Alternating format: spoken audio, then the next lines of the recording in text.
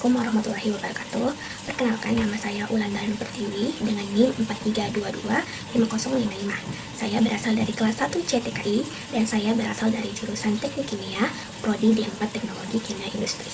Di video kali ini saya akan menjelaskan sedikit materi mengenai kesetimbangan kimia. Ditinjau dari arahnya, reaksi kimia dapat dibagi menjadi dua, yaitu reaksi irreversibel atau reaksi satu arah atau tidak dapat balik. Yang kedua, reaksi reversibel, yaitu reaksi dua arah atau dapat balik. Nah, yang pertama, reaksi irreversibel, yaitu suatu reaksi yang hanya terjadi pembentukan zat-zat hasil reaksi saja. Reaksi reversibel adalah suatu reaksi di mana hasil reaksi dapat bereaksi kembali membentuk zat-zat bereaksi. Reaksi kimia umum dapat dilihat di slide. Reaksi ini akan berlangsung bolak-balik, terjadi secara terus-menerus, tidak pernah berhenti. Inilah yang disebut reaksi kesetimbangan dinamis. Reaksi kesetimbangan kimia adalah suatu keadaan dalam reaksi kimia ketika konsentrasi produk dan reaktan tidak berubah dari waktu ke waktu. Kesetimbangan ini tercapai ketika laju reaksi ke kanan atau reaksi maju sama dengan laju reaksi ke kiri atau reaksi balik dalam waktu bersamaan. Selanjutnya ada ciri-ciri kesetimbangan kimia. Ciri-ciri kesetimbangan kimia yang pertama dalam sistem tertutup, di mana produk dan reaktan itu tidak ada yang meninggalkan sistem. Kemudian yang kedua, reaksi bolak-balik, di mana zat produk itu dapat kembali bereaksi membentuk cairan. Dan yang ketiga, dinamis. Yang pertama, di mana reaksi itu berlangsung secara terus-menerus. Kemudian yang kedua, laju reaksi produk itu sama dengan laju reaksi reaktan. Adapun jenis-jenis kesetimbangan kimia. Yang pertama, kesetimbangan dalam sistem homogen. Kesetimbangan ini terdiri dari satu fasa. Kesetimbangan dalam sistem homogen itu terbagi atas dua. Yang pertama, kesetimbangan dalam sistem gas-gas. Contohnya itu 2SO2 ditambah O2, kesetimbangannya itu 2SO3. Kemudian yang B, kesetimbangan dalam sistem larutan-larutan. Contohnya itu NH4OH, kesetimbangannya itu NH4+ ditambah OH-. Kemudian jenis kesetimbangan kedua yaitu kesetimbangan dalam sistem heterogen, di mana kesetimbangan ini itu terdiri dari dua fasa atau lebih. Kesetimbangan dalam sistem heterogen terbagi atas tiga. Yang pertama, kesetimbangan dalam sistem gas-gas. Contohnya CaCO3, kesetimbangannya itu CaO ditambah CO2. Kemudian kesetimbangan dalam sistem padat larutan. Dan yang ketiga, kesetimbangan dalam sistem larutan padat gas. Selanjutnya ada ketetapan kesetimbangan kimia. Hukum kesetimbangan menurut hukum empiris aksi maksa atau Goldberg dan Lewage. Besarnya konstanta kesetimbangan dalam suatu reaksi atau Kc adalah hasil konsentrasi zat-zat hasil reaksi dipangkatkan koefisiennya dibagi hasil konsentrasi zat-zat bereaksi dipangkatkan koefisiennya. Contohnya dapat dilihat di slide, dan rumus dari Kc itu dapat dilihat di slide. Kemudian untuk kesetimbangan yang melibatkan gas, tekanan parsial dapat digunakan untuk menghentikan konsentrasi. Di sini ada juga rumus Kp yang dapat dilihat di slide. Hukum kesetimbangan perhitungan tekanan parsial gas ideal, misalnya A. Jadi rumusnya di sini dari Kp menjadi PA sama dengan jumlah mol A dibagi jumlah mol total gas dikali P total. Dengan P total itu rumusnya P total sama dengan PA ditambah PB ditambah PC ditambah PD. Selanjutnya yaitu hubungan antara Kc dan Kp adalah sebagai berikut. Untuk hubungan antara Kc dan Kp dapat dilihat pada rumus di slide. Sehingga hubungan Kc dan Kp itu dapat dirumuskan Kp sama dengan Kc dikali RT pangkat delta N, di mana R itu tetapan gas yang nilainya 0,082 kemudian T itu suhu, dan N itu jumlah koefisien zat hasil dikurang koefisien zat reaksi. Nah, tetapan kesetimbangan kimia yang kedua yaitu pengaruh jenis kesetimbangan, di mana nilai Kc dan Kp untuk kesetimbangan heterogen dapat dilihat pada slide.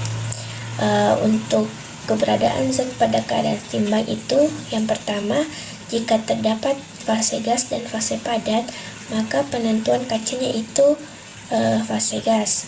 Kemudian yang kedua, kalau ada fase gas dan fase cair, maka penentuan Kc-nya itu fase gas. Yang ketiga, kalau terdapat larutan dan fase padat, maka penentuan Kc-nya itu larutan. Kemudian yang terakhir, jika terdapat fase gas, cair, dan fase padat, maka penentuan Kc-nya itu adalah fase gas. Nah, yang selanjutnya tetapan yang ketiga yaitu arti nilai tetapan, di mana nilai numeris Kc atau Kp yang sangat besar menandakan bahwa reaksi berjalan ke kanan sebagaimana dituliskan atau berlangsung sempurna atau mendekati sempurna. Kemudian nilai numeris Kc atau Kp yang sangat kecil menyatakan bahwa reaksi ke kanan sebagaimana dituliskan tidak berlangsung besar-besaran. Selanjutnya ada faktor yang mempengaruhi kesetimbangan kimia. Menurut prinsip Le Chatelier, bila terdapat suatu kesetimbangan dilakukan suatu tindakan atau aksi, maka sistem itu akan mengadakan reaksi yang cenderung mengurangi pengaruh aksi tersebut. Faktor yang mempengaruhi di sini ada 3. Yang pertama, pengaruh konsentrasi, pengaruh tekanan, dan pengaruh suhu. Nah, faktor yang pertama itu pengaruh konsentrasi. Jika konsentrasi ruas kiri ditingkatkan, kesetimbangan bergeser ke ruas kanan. Kemudian jika konsentrasi ruas kiri dikurangi, maka kesetimbangan bergeser ke ruas kiri. Yang kedua, pengaruh tekanan. Jika tekanan ditingkatkan atau volume dikurangi, reaksi kesetimbangan bergeser ke ruas dengan mol gas yang lebih kecil. Kemudian jika tekanan diturunkan atau volume diperbesar, maka reaksi kesetimbangan bergeser ke ruas dengan mol gas yang lebih besar. Dan pengaruh yang terakhir yaitu pengaruh suhu, di mana jika suhu dinaikkan, maka reaksi kesetimbangan bergeser ke arah reaksi endoterm. Kemudian jika suhu diturunkan, maka reaksi kesetimbangan bergeser ke arah eksoterm. Selanjutnya, penerapan konsep kesetimbangan. Yang pertama di industri kimia. Di industri kimia di sini ada industri asam sulfat, di mana gas belerang trioksida atau SO2 digunakan sebagai bahan dasar pembuatan asam sulfat atau H2SO4. Cara ini disebut proses kontak. Kemudian ada di industri pupuk urea. Bahan dasar pembuatan urea adalah amonia cair. Amonia dapat diperoleh dengan cara mereaksikan gas nitrogen dan gas hidrogen melalui proses Haber-Bosch. Kemudian penerapan konsep kesetimbangan dalam kehidupan sehari-hari. Yang pertama, oksigen di udara diikat menjadi HbO2 pada paru-paru. Yang kedua, lapisan imen gigi mengandung senyawa kalsium hidroksiapatit atau Ca5PO4-3OH. Kemudian yang ketiga, perubahan wujud air pada proses pemanasan air dalam wadah tertutup. Nah, di sini ada contoh soalnya. Pada suatu suhu tertentu terjadi reaksi kesetimbangan 2SO3 menghasilkan 2SO2 ditambah O2.